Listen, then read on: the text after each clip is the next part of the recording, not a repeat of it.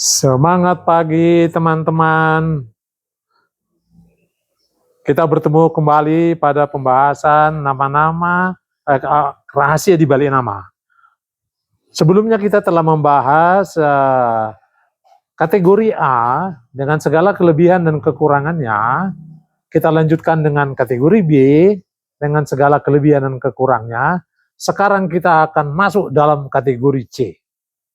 Dari kategori C yang sangat menonjol, kami akan kasih tahu. Yang pertama, nama-nama kategori C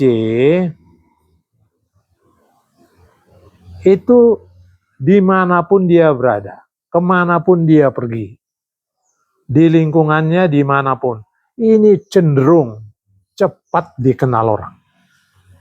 Jadi yang sangat menonjol dari diri dia yang pertama adalah popularitas. Ya. Jadi kemanapun dia pergi, kemanapun kita tanyakan nama dia, orang kenal. Tahu, cepat tahu. Dan ini terjadi mulai dari kecil. Dari TK, bahkan dari bayi, dari TK, SD, SMP, sampai bekerja sekarang. Jadi beruntunglah orang-orang nama-nama kategori C, beruntunglah sangat terkenal, populer ya. Oke, baik. Yang kedua, selain dia populer, memang dia orangnya balance. Inilah contoh manusia yang bisa hidup balance. Bagi dia, dirinya sendiri penting, perlu, keluarga itu penting, lingkungan dia, lingkungan sosial penting, adat istiadat penting, urusan agama penting, semuanya bisa dilakoni dia dengan secara berimbang. Jadi banyak orang kan gara-gara maniak kerja, lupa segala-galanya. Kalau dia enggak, kerja oke, keluarga oke, adat oke, urusan keagamaan oke. Inilah manusia yang balance. Kalau menurut saya, kalau saja kita memiliki hakim dari kategori C, dewan juri dari kategori C, wasit dari kategori C, wow, kita akan mendapatkan pertimbangan-pertimbangan yang benar-benar spektakuler, balance, menyenangkan semua pihak. Dia bisa mengambil di tengah-tengah yang terbaik. Jadi kalau ada temannya yang ngadu sama dia, mengadukan sesuatu, si A atau si B, oh dia nggak buru-buru langsung memihak, enggak. Dia bisa mempertimbangkan itu dengan sangat baik. Ini luar biasanya. Oke, baik. Kira-kira contoh nama siapa ya yang kategori C? Nah, ini kadang-kadang saya harus menggunakan memori ya, tapi ya saya akan coba. Misalnya namanya Marwan. Marwan ya. Marwan ataupun Rahman ataupun Markus ya. Marwan, Rahman, Markus, siapa lagi? Ini salah satu contoh ya. Kita kasih itu kategori C semua itu.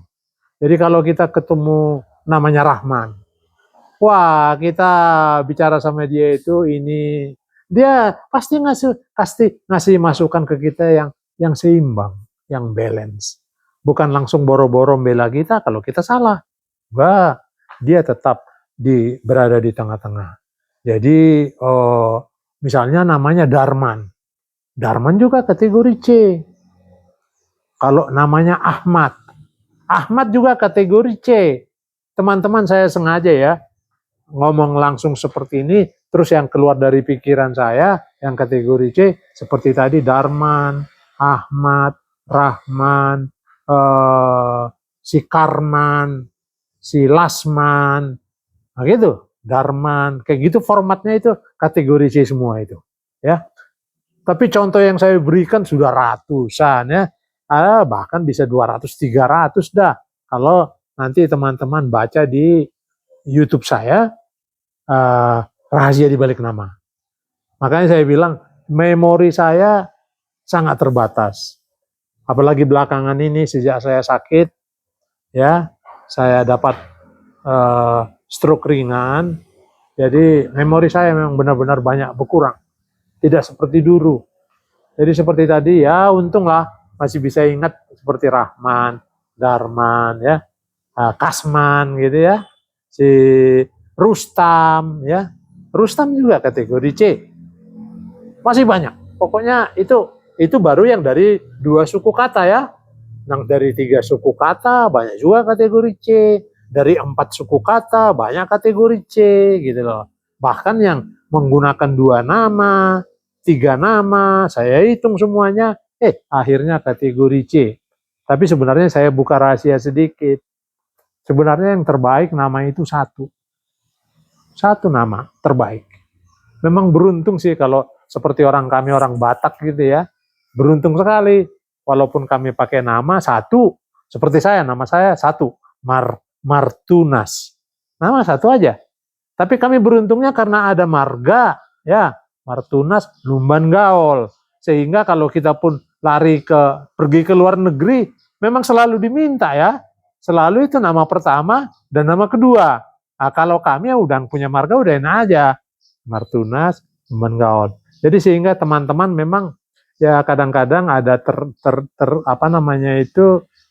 terpicu oleh itu sehingga dia bikin nama 2. Contoh Abdurrahman Wahid.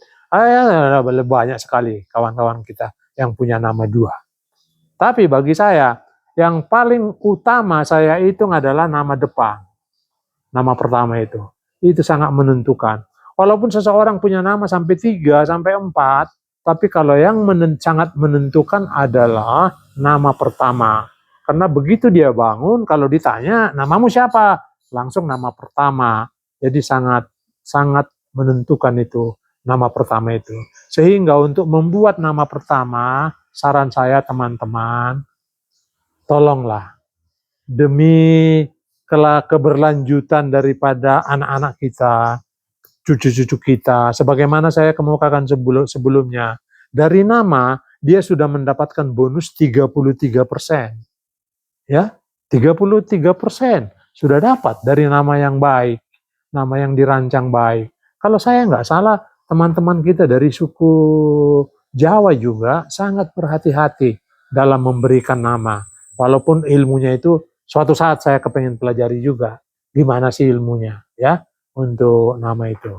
Jadi teman-teman, kalau saya sarankan, kalau masih bisa ada kesempatan memberikan nama anak cucu, ya seoptimalnya gunakan nama kategori A lah ya. Sehingga dari namanya dia 33% sudah dapat dia. Jalannya itu baru tinggal 33% dari upaya maksimal dia. Terus yang 33% dari doanya kepada Yang Maha Kuasa. Karena Yang Maha Kuasa bahkan sangat menentukan mau sampai di mana kita. Kalau kita nggak percaya kepada Yang Maha Kuasa, yakinlah kita nggak sampai kemana-mana. Benar. Itu bagi saya ya. Karena saya mempercayai Yang Maha Kuasa. Oke, baik teman-teman. Saya rasa untuk kategori C sampai di sini dulu. Saya udah kasih contoh ini dan bunga-bunganya. Tolong ikuti video kami seterusnya. Kami masih akan membahas kategori D dan kategori E. Baik teman-teman, sampai ketemu pada video kita berikutnya. Bye-bye.